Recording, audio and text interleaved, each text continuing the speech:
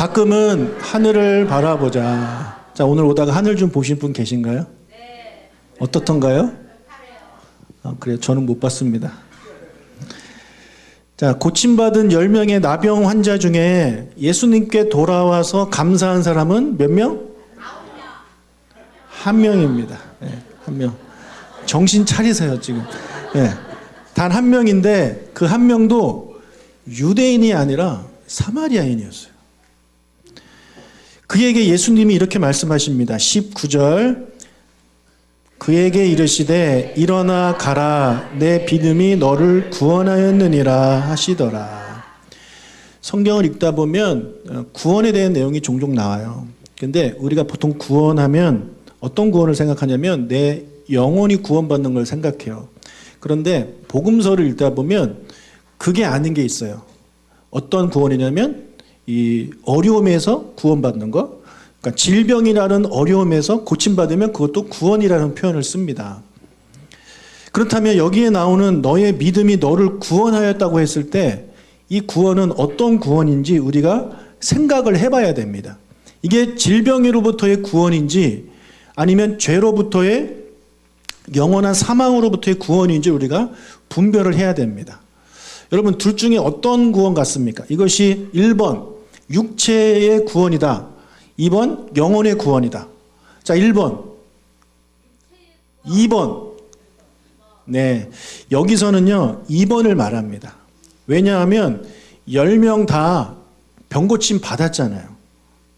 그러니까 이 사람만 병고침 받은 게 아니잖아요. 그래서 모든 사람 10명이 다 구원 받았어요. 그들이 육체적 구원을 받았어요. 근데 그에게 이 한 명에게 너의 믿음이 구원 받았다고 했을 때는 육체적 구원이 아니라 영혼의 구원을 말하는 겁니다. 우리가 예수 믿음 구원받는 그 구원을 말하는 거예요. 자, 그렇다면 이 사람이 가진 이 믿음이 어떤 믿음이길래 예수님은 이 사람한테 너의 믿음이 너를 구원했다라고 말씀하고 있는 것일까요? 여러분 다른 9명 돌아오지 그 않은 9명한테 믿음이 있었을까요? 없었을까요? 예, 그들에게도 믿음이 있었습니다. 네. 믿음이 있었기 때문에 순종한 겁니다. 믿음이 있었기 때문에 순종했고 병고침을 받은 겁니다. 그렇다면 그 9명의 믿음과 이 1명의 믿음은 어떤 차이가 있을까요? 차이가 있겠죠. 그렇죠? 분명히 있습니다. 그 차이를 우리가 좀 고민해보고 생각을 해봐야 되는 겁니다. 여러분 그 9명이 가진 믿음은요 어떤 믿음이었냐면 기도 응답을 받기 위한 믿음이었습니다. 그리고 이 1명의 믿음은 어떤 믿음이었냐면 구원에 이르게 하는 믿음입니다. 이게 다른 거예요. 여러분 기도 응답받는 믿음이 있다고 해가지고 그 사람이 구원받는 게 아닙니다. 구원에 이르는 믿음이 있어야 그 사람은 구원을 받는 거예요. 그렇다면 구원에 이르는 믿음과 병고침을 받는 이 기도 응답을 받는 믿음은 어떤 차이가 있는지 한번 생각해 보겠습니다. 사마리아인이 병고침을 받은 직후에 그의 행동을 보죠. 15절. 그 중에 한 사람이 자기가 나은 것을 보고 큰 소리로 하나님께 영광을 돌리며 돌아와. 그가 병고침을 받았어요. 그 병고침을 받자마자 하나님께 영광을 돌렸어요. 이야기는 다른 9명은 영광을 돌렸다 안 돌렸다? 안 돌렸다라는 겁니다. 여기서 말하는 하나님은 어떤 하나님이냐면 성부 하나님입니다. 하늘에 계신 하나님을 말합니다. 자, 예수님도요 이 사마리아인이 하나님께 영광을 돌렸다라고 또 말씀하세요. 18절. 이 이방인 외에는 하나님께 영광을 돌리러 돌아온 자가 없느냐 하시고. 여러분 성경을 읽다가 이 구절이 반복되면요 이 구절에서는 이 본문에서는 이 구절을 이야기하고 싶으신 거구나라는 걸 생각해야 돼요. 그래서 지금 하나님께 영광을 돌렸다 이게 2번 나오죠. 그러니까 오늘 성경을 읽을 때 이 본문을 묵상할 때 누가는 이 이야기를 하고 싶은가 보다 라고 우리가 힌트를 좀 얻을 수 있는 겁니다. 자, 여기서 예수님이 이 이방인이 하나님께 영광을 돌리러 돌아왔다라고 말씀하셨는데 그럼 여기서 말하는 하나님은 어떤 하나님일까요? 성자 하나님입니다. 오늘 다 틀리네. 금요일 한번 빠졌더니 저렇게 되는 겁니다. 왜냐하면 그 사람이 예수님께 돌아왔잖아요. 그죠? 자, 15절에서는 하나님께 영광을 돌리고 예수님께 돌아왔다라고 이야기를 하고 있잖아요. 그죠? 그런데 18절에서는 이 사람이 하나님께 영광을 돌리러 돌아왔다라고 말을 하고 있잖아요. 그러니까 다른 하나님이에요. 앞에는 성부 하나님, 뒤에는 성자 하나님, 즉 예수님을 말하는 겁니다. 그렇다면 우리가 이제 알 수 있는 게 뭡니까? 구원에 이르게 하는 믿음은 어떤 믿음입니까? 하나님께 영광을 돌리는 믿음입니다. 하나님께 영광을 돌리는 믿음이 구원에 이르게 하는 믿음입니다. 여러분, 내가 기도만 하면 나 응답받아요. 여러분, 그 사람이 구원받았다고 확신할 수 없습니다. 다른 9명에게는요, 병고침을 받는, 기도 응답받는 믿음이 그들한테는 있었어요. 그러나 그들은 순종하는 믿음은 있었지만 하나님께 영광 돌리는 그런 믿음은 없었어요. 그로 말미암아 그들에게는 구원받는 그런 은혜도 없었다라는 거죠. 여러분, 우리에게 믿음이 필요합니다. 믿음이 필요한데 순종하는 믿음도 필요하지만 이거보다 더 크고 더 가치 있고 여러분에게 꼭 필요한 믿음은요, 어떤 믿음일까요? 하나님께 영광 돌리는 믿음입니다. 이게 정말 중요한 거예요. 근데 우리는 기도 응답 받는 사람들 보면 막 부럽고, 나도 저런 믿음 갖고 싶다? 이런 생각 많이 하실 거 아니에요. 내가 기도하면 막 병 낫고, 내가 기도하면 막 한강이 갈라지고 뭐 이런 거 막 꿈꾸는 분 혹시 있습니까? 만약에 누가 그런 거 한다고 쳐보세요. 얼마나 부럽겠어요. 근데 여러분, 그 믿음이 중요한 게 아니에요. 더 중요한 믿음은 하나님께 영광 돌리는 믿음이에요. 그렇다면 어떻게 하는 것이 하나님께 영광을 돌리는 것일까요? 예수님의 말씀을 통해 힌트를 우리가 얻게 됩니다. 예수님이 그 한 사람이 하나님께, 즉 예수님께 영광을 돌리러 왔다고 했는데 무슨 일을 했는지 한번 볼까요? 16절. 예수의 발 아래 엎드려 감사하니 그는 사마리아 사람이라. 와서 뭐 했다고요? 감사했어요. 그 사람은 예수님께 와서 예수님 영광 드립니다라고 한 게 아니라 예수님 감사합니다라고 했어요. 근데 그것을 보고 예수님이 뭐라 그래요? 이 사람은 영광 돌렸다라고 말을 하는 거예요. 그러니까 하나님께 감사드리는 것이 곧 영광 돌리는 겁니다. 나에게 어떤 은혜가 임했을 때 그것을 다 하나님이 주신 겁니다 라고 하는 것, 그렇게 감사하는 것이 하나님께 영광을 돌린다는 거예요. 여러분, 이 9명, 이 9명은 감사하지 않았어요. 감사했다는 표현이 성경에 없어요. 그들이 마음에 이런 마음이 있었을지도 모릅니다. 와, 신기하다. 순종했더니 낫네? 그래, 내가 순종하길 잘했어. 예수님이 너 제사장한테 네 몸을 보여라라고 말했을 때 나는 하나도 낫지 않았어. 근데 나는 믿음을 가지고 제사장한테 갔어. 그랬더니 병고침 받았어. 내가 만약에 순종하지 않았다면 나는 병고침을 못 받았을 거야. 순종한 나를 칭찬해. 너 괜찮은 놈이네? 이렇게 대놓고 하지는 않았겠죠. 그러나 하나님께 영광을 돌리지 않는다는 것, 하나님께 감사하지 않는다는 것은요, 그것을 자기한테 공을 돌리는 겁니다. 이것이 하나님께 돌릴 영광을 가로채는 거죠. 성경은 곳곳에서 끊임없이 하나님께 영광을 돌리라고 우리한테 명령합니다. 그 중에 하나만 볼게요. 시편 29장 1절 2절. 너희 권능 있는 자들아, 영광과 능력을 여호와께 돌리고 돌릴지어다. 여호와께 그의 이름에 합당한 영광을 돌리며 거룩한 옷을 입고 여호와께 예배할지어다. 자, 다윗이 쓴 시예요. 네, 2번 반복하고 있죠. 영광을 여호와께 돌려라. 돌리고 돌려라. 또 그 밑에도 그의 이름에 합당한 영광을 돌려라. 계속 돌리라라고 이야기를 하고 있습니다. 여러분, 구원받은 성도라면요, 당연히 하나님께 영광을 돌리는 삶을 살아야 돼요. 다른 말로, 쉬운 말로 감사드리는 삶을 살아야 되는 것입니다. 여러분, 감사하는 삶을 살고 있습니까? 여러분, 하나님께 영광 돌리는 삶을 살고 있나요? 여러분, 이 시간 여러분의 믿음을 한번 점검해 보시길 바라요.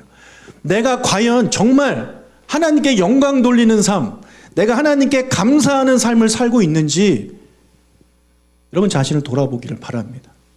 근데 여러분 이거를요, 뭐 하나님만 아시겠지만 여러분 제가 봐도 알 수 있는 게 있어요.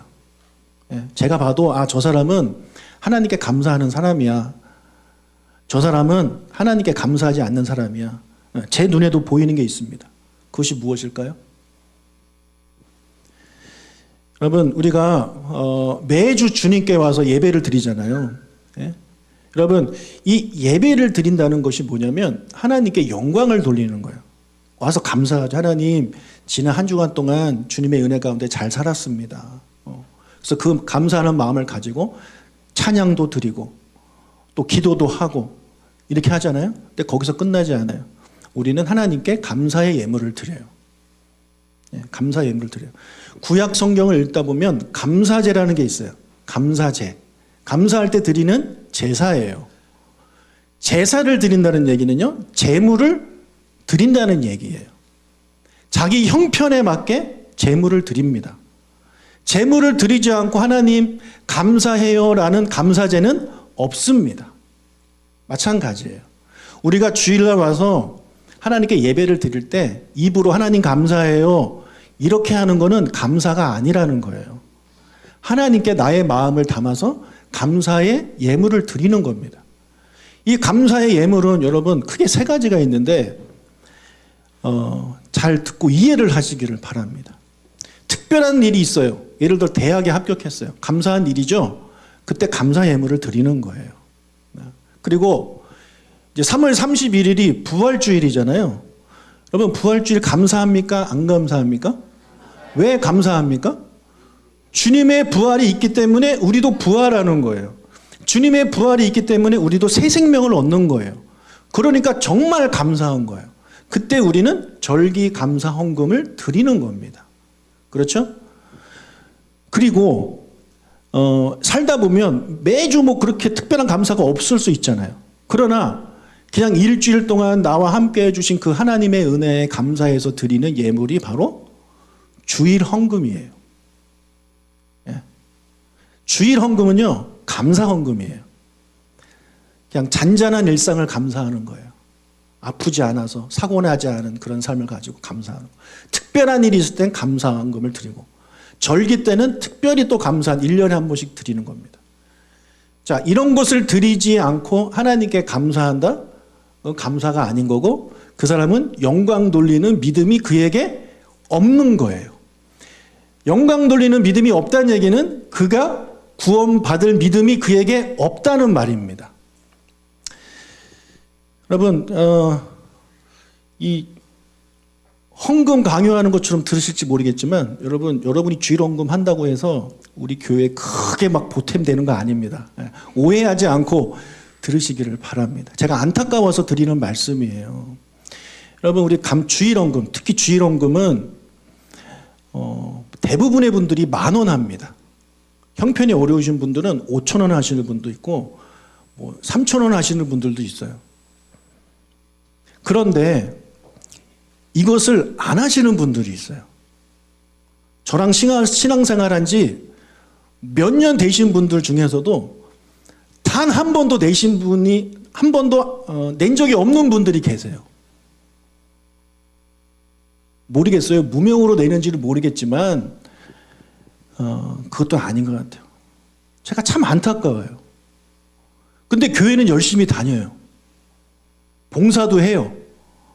그런데 하나님께 일주일에 5,000원 드리는 게 아까운 거예요. 네. 여러분 생각해 보십시오. 정말 평생 열심히 주를 위해 막 살고 이렇게 했는데 그의 안에 하나님께 영광 돌리는 믿음이 없어요. 그럼 나중에 하나님이 우리 그 사람을 천국으로 데려가실 것인가? 아닐 것인가? 예, 저는 아닐 거라고 생각합니다. 오늘 본문 말씀에 의하면 왜요? 그에게는 영광 돌리는 믿음이 없기 때문에, 하나님께 감사드리는 믿음이 없기 때문에 그에게는 그 자신을 구원할 믿음이 없는 거예요. 그렇게 봉사하고 그렇게 헌신하고 했는데 주일에 5,000원, 10,000원 드리는 게 아까워서 여러분 그래봐야 한 달에 뭐 4만 원, 2만 원입니다. 이게 아까워서 하나님께 드리지 않는 삶. 참 안타깝죠. 제가 안타까워서 드리는 말씀이에요. 여러분 아까도 말씀드렸다시피 여러분이 뭐 주일원금을 뭐 다 낸다 해도 그렇게 큰 도움이 되지는 않아요. 그러니까 오해하지 않고 드리셨으면 좋겠어요. 너무 안타까워서 드리는 말씀이에요. 말 나온 김에 우리 부활절 얘기도 한번 해봅시다. 우리가 1년에 4차례 절기헌금이 있습니다. 근데 절기헌금이 있는 주일에는요, 주일헌금 금액이 팍 줍니다. 네. 이거를 내는 대신 이거를 안 내는 거예요. 나 그거 보면서 좀 씁쓸해요. 네. 물론 형편이 어려우실 수 있어요. 근데 제가 여러분한테 말씀드리는 거는 일상의 감사는 감사대로 하세요. 근데 내가 형편이 부족해서 감사한 건 많이 못 드리겠다? 그럼 적게 내면 돼요. 네. 적게 내면 돼요. 여기에 낼 걸 빼가지고 여기에다 이걸 뭐라고 합니까? 카드 돌려막기인가요? 네.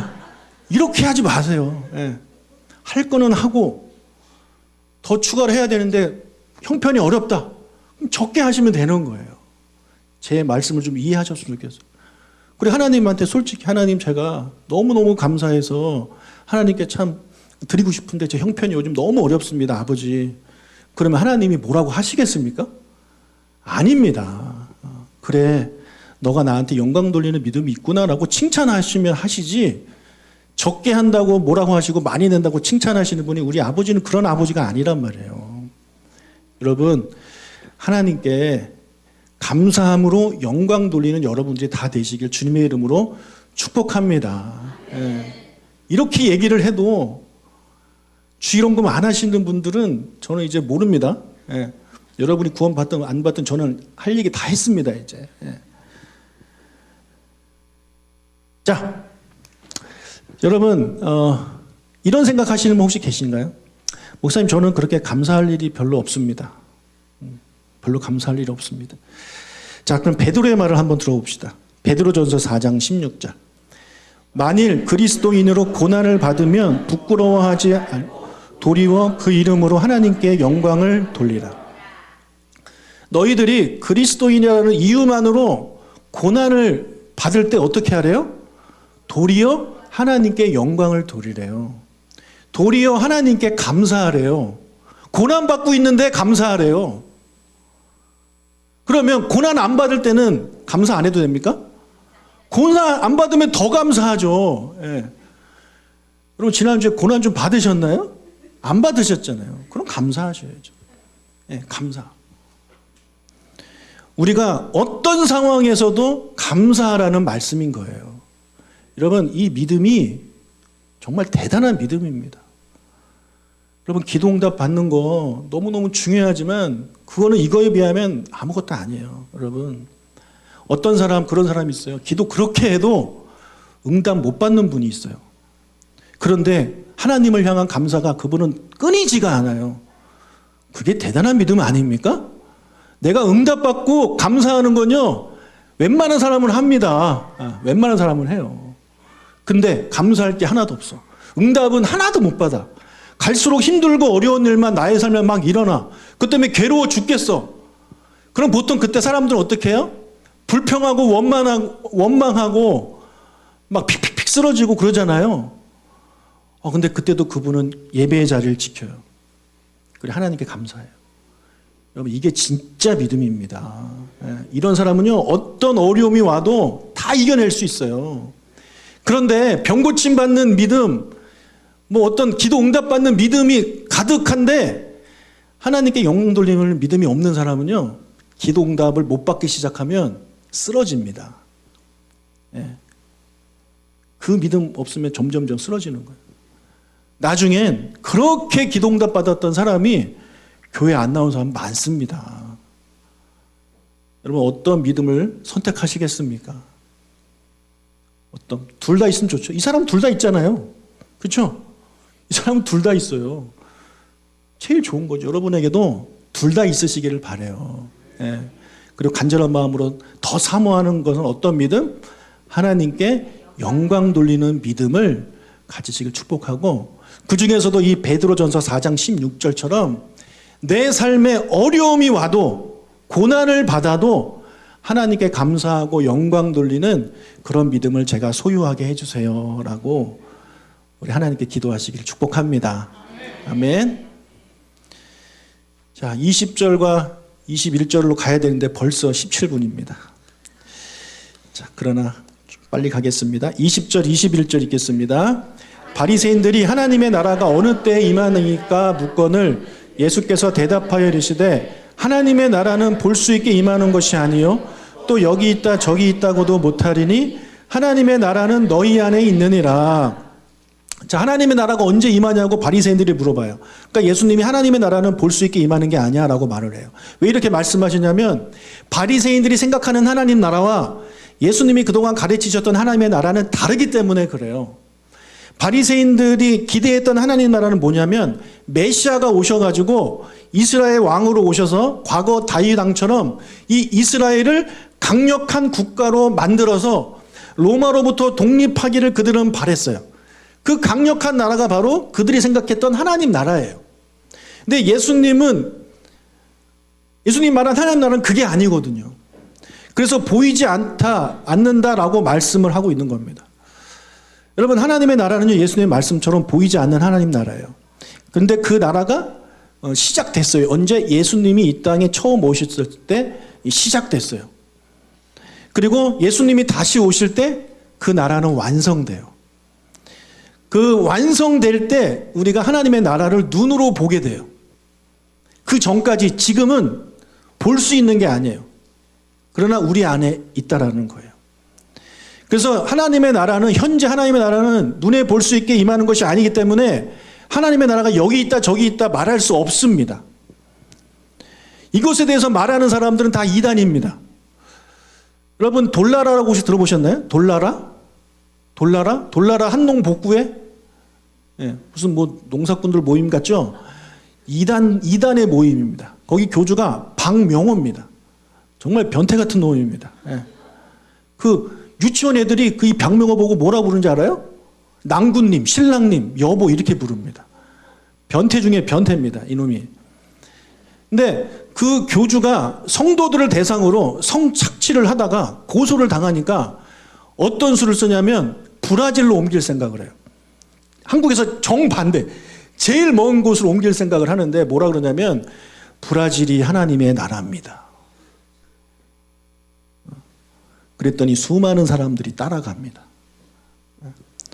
여러분, 혹시 은혜력 교회도 아시나요? 여기도 또 다른 사입인데 여기도 변태입니다. 신옥주라는 여자 목사인데 그 여자는 뭐라 그러냐면 피지가 하나님의 나라입니다.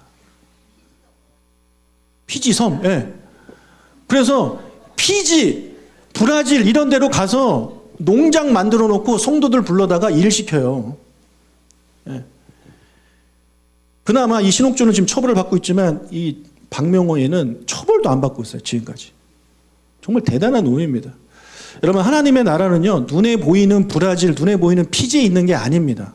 누가 거기가 하나님의 나라라고 하면 혹해서 좀 가지 마십시오. 없을 거라고 믿습니다. 하나님의 나라는 어디에 있어요? 예수님 말씀대로 우리 안에 있어요. 원어로 따지면 우리 가운데 거한다라요. 우리 가운데 있다.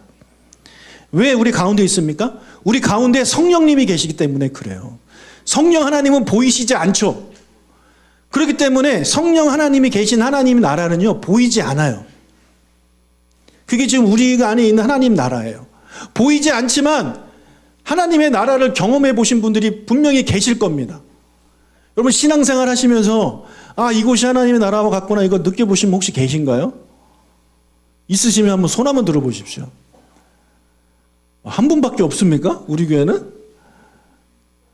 이 부끄러운 겁니까? 이거 창피한 겁니까? 뭐 이렇게 들어요. 진짜 여러분, 어디 가서 오해한 목사가 담임 목사라고 말하는 거 창피하죠? 여러분, 하나님의 나라를 경험하다는 건 창피한 게 아니에요. 저는 정말 많이 경험했어요. 특히 집회 때, 수련회 때, 너무 좋은 거야. 너무 좋아. 너무 좋아서 진짜 그 베드로의 말이 이해가 되는 거예요. 여기를 떠나고 싶지 않다. 저는요, 우리 교회가 매주 예배가 그 하나님 나라와 같았으면 좋겠어요. 여러분들이 그걸 좀 느꼈으면 좋겠어요. 그러면 우리가 예배 때만 그런 게 아니라 같이 밥 먹을 때도 행복한 거예요. 맛없는 반찬이 나와도 하하 맛있구나 하면서 먹는 거예요. 네, 재미가 없어도 재밌어서 웃어주는 거예요. 은혜를 많이 받으면 받을수록 하나님의 나라를 더 강력하게 느낍니다. 제가 이걸 언제 느꼈냐면 제가 그 연합수련회를 갔는데 앞에 목사님이 정말 재미없는 얘기를 하는데 막 다 웃는 거예요. 진짜 세상에 재미없는 얘기를 하는데 다 웃어. 왜냐면 이 사람들이 이미 웃을 준비가 다 돼 있어. 근데 웃긴 건 나도 웃고 있어. 그러면서 그분이 그러더라고요. 하나님의 나라가 임했기 때문에 여러분이 웃는 겁니다라고. 여러분, 하나님의 나라를 우리가 다 경험하길 주의 이름으로 축복합니다. 그런데 지금은 우리가 경험하는 게 눈에 보이지 않는 하나님 나라지만 예수님이 다시 오실 때는요, 우리가 하나님 나라를 봐요. 왜요? 예수님은 눈에 보이는 하나님이시잖아요. 그렇죠? 그러니까 눈에 보이는 하나님이 이 땅에 왕으로 오셔서 그 다스리시는 나라는요, 눈에 보이는 하나님 나라가 되는 겁니다. 그때 완성되는 거예요. 22절을 읽겠습니다. 22절, 또 제자들에게 이르시되 때가 이르리니 너희가 인자의 날 하루를 보고자 하되 보지 못하리라. 하나님의 나라가 완성되는 그 때가 온다라는 거예요. 우리 개역개정에는 때가 이르리니라고 써 있지만 이것을 원어로 보면 그 날들이 올 것이다예요. 그 날들이 올 것이다. 복수입니다. 그 날들은 어떤 날이겠습니까? 예수님이 다시 오심으로 시작되는, 눈에 보이는 하나님의 나라가 완성되는 그때부터 쭉 이것을 그 날들이라고 말을 하고 있는 거예요. 또 다른 말로 인자의 날들이라고 또 22절에서 말을 하고 있습니다. 그런데 예수님이 제자들한테 말해요. 너희들은 그 인자의 날들 중에서 하루를 보고 싶어 하겠지만 볼 수 없다라고 말합니다. 그러면 그 인자의 날들 중에 하루는 어떤 하루일까요? 예수님이 다시 오시는 그날입니다. 예수님이 천군 천사의 그런 호령, 그 나팔을 들으시면서 하늘로부터 오시는 그날, 바로 그날입니다. 제자들은 그걸 보기를 원하지만 못 본다는 거예요. 그 예언대로 제자들은 그것을 보지 못하고 2000년 전에 죽었습니다. 여러분, 저 인자의 날 하루를 보기를 원하십니까? 별로 안 보고 싶어 합니다, 사람들이. 왜요? 종말이니까요. 사람들이 종말을 무서워합니다. 예수님 다시 오시는 걸 되게 무서워합니다. 기다리고 기뻐해야 되는데 내가 죽은 다음에. 저는 제가 살아있을 때 저 인자의 날 하루를 보기를 원합니다. 제가 어제 그랬어요. 저는요, 정말 가끔 하늘나라 가고 싶을 때가 있어요. 여러분과 함께 하는 거 너무 좋지만 하늘나라 가서 우리 예수님하고 또 먼저 간 믿음의 선배들하고 우리 엄마하고 있으면 참 좋겠다. 그곳에는 아픔도 슬픔도 걱정도 두려움도 없잖아요. 그러니까 그런 때 가고 싶을 때가 너무너무 종종 있어요. 그러니까 우리 집사람이 어제 그러더라고요. 여보 어디 아프냐? 혹시 나 몰래 병원 갔냐? 뭐 이러면서 암이냐? 뭐 제가 물어보는 거예요. 아니냐? 그거 아니고 진짜 하늘나라가 가고 싶어서 그래. 종종 그렇게 이야기를 하거든요. 여러분, 그날이 되면요, 예수님이 다시 오시는 그날, 인자의 날들이 시작되면 더 이상 하나님의 나라가 여기 있다 저기 있다 말 못해요. 23절 읽겠습니다. 사람이 너희에게 말하되 보라 저기 있다 보라 여기 있다 하리라. 그러나 너희는 가지도 말고 따르지도 말라. 번개가 하늘 아래 이쪽에서 번쩍이어 비침같이 인자의 날 자기 날에 그러하리라. 이게 무슨 말이냐면 인자의 날, 그러니까 예수님의 재림은 어떻게 임한다는 거예요? 번개가 하늘에서 쳐서 이쪽에서 저쪽까지 쭉 가는 것처럼. 그러면 어떻게 돼요? 모든 사람이 보는 거거든요. 우리 번개 치면 누군 보고 누군 못 봅니까? 아니요. 다 볼 수 있어요. 이런 것처럼 예수님이 다시 오시면 누가 봐도 저분이 재림 예수구나를 알게 된다라는 거예요. 그러니까 사실은 예수님이 여기 있어, 이런 얘기를 한다는 것 자체가 말이 안 된다는 것입니다. 아까 말한 그 돌나라 박명호가 진짜 돌들만 모아놓고 하는 것 같아요. 혹시 여기 친척이나 뭐 죄송합니다. 예. 돌나라 박명호가 설교 중에 그러더라고요. 여러분, 어느 정도 사람들이 모였으니 제 정체를 말씀드리겠습니다. 뭐라 그랬게요? 내가 바로, 차마 예수라고 안 하더라고요. 제가 바로 보혜사입니다. 예. 그러니까 사람들이 막 박수 치고 막 오! 돌들이에요. 돌들이 모여가지고 돌 같은 사람. 예. 여러분, 그동안 수많은 사람들이 자기가 재림 예수라고 이야기를 해요. 그렇게 얘기하는 것 자체가 사이비인 거예요. 왜냐하면 재림 예수님은요, 믿지 않는 사람이 봐도 아, 저분은 예수님이구나를 알아요. 그러니까 굳이 설명해야 되는 재림 예수? 걔는 사입입니다. 따라가지 마십시오.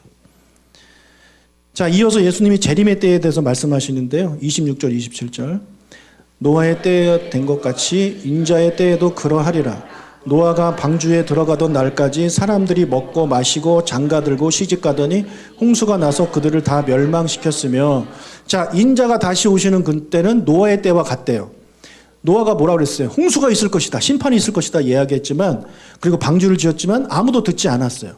노아가 방주에 들어가던 날까지 사람들은 먹고 마시고 장가들고 시집갔어요. 여러분, 먹고 마시고 장가들고 시집가는 게 죄입니까? 죄 아닙니다. 그냥 그들의 일상을 그냥 열심히 산 겁니다. 28절 29절. 또 롯의 때와 같으리니 사람들이 먹고 마시고 사고 팔고 심고 집을 짓더니 롯이 소돔에서 나가는 날에 하늘로부터 불과 유황이 비오듯 하여 그들을 멸망시켰느니라. 롯의 때도 마찬가지라는 거예요. 사람들이 먹고 마시고 사고 팔고 심고 집을 졌대요. 이거 죄인가요? 아니에요. 그냥 우리의 삶을 열심히 산 겁니다. 이 사람들이. 이 둘의 공통점이 뭡니까? 이 사람들이 열심히 살았어요. 그게 문제라는 거예요. 열심히 산 게 문제가 아니라 이 사람들은 다 하나님의 그런 메시지를 들은 사람들이에요. 경고의 메시지를 들은 사람들. 여러분, 비가 온다 그랬잖아요. 그럼 어디를 봐야 돼요? 하늘을 봐야죠. 비가 온다고? 안 오네. 그래도 혹시 모르니까 한번 봐야지. 한번 종종 하늘을 봐야 되는 거예요. 또 두 번째로 롯의 때는 하늘에서 뭐가 내린대요? 불과 유황이 내린대요. 그럼 또 어딜 봐야 돼요? 하늘을 봐야 되는 거예요. 근데 그들은 안 봤어요. 사람들은 땅만 보고 산 거예요. 땅만 보고. 하늘을 봐야 되는 그 메시지를 들었음에도 불구하고 땅만 보면서 정말 열심히 먹고 마시고 결혼하고 뭐 이러고 살았습니다. 여러분, 지금은 그때와 다르지 않습니다. 아니죠. 더하죠. 더합니다. 작년 4월 13일 18층짜리 아파트가 있었는데 17층에 도둑이 들었습니다. 도둑이 18층까지 엘리베이터를 타고 올라가서 이거 적용하지 마세요. 18층까지 타고 올라가서 배관을 타고 내려옵니다. 내려오다가 창문이 열린 집을 발견하고 들어가요. 그게 17층이에요. 그 집에 들어가서 3,500만 원 상당의 물건을 훔쳤습니다. 그때 시간이 놀랍게도 오후 4시. 오후 4시. 그리고 그 동 바로 앞에가 분리수거하는 날이라 많은 사람들이 그 앞에 있었습니다. 결국 이 도둑이 잡혔어요. 경찰이 도둑한테 물었어요. 당신은 무슨 생각으로 대낮에 그 사람들이 많은 곳에서 외벽을 타고 그 집에 들어갈 생각을 했느냐 물어보았습니다. 그때 이 도둑이 뭐라 그런지 아십니까? 요즘 사람들은 하늘을 안 봅니다. 그렇잖아요. 여러분, 우리 하늘 잘 안 봐요. 보통 뭐 봐요? 핸드폰 봅니다. 어딜 가나 핸드폰 봅니다. 이제는 더 심한 시대가 되죠. 이제는 이렇게 뒤집어 쓸 겁니다. 이제. 지금도 뒤집어 쓴 거 팔잖아요. 이제는 하늘 볼 일이 더더욱 사라지는 그런 시대가 되어버리는 거죠. 여러분, 우리가 일상을 즐기는 것 나쁜 것 아닙니다. 열심히 사는 것 나쁜 게 아니에요. 그러나 우리는 그리스도인들이잖아요. 예수님이 다시 오실 것이다라는 메시지를 들었고 알고 있는 사람들이잖아요. 그럼 우리도요, 가끔 하늘을 봐야 돼요.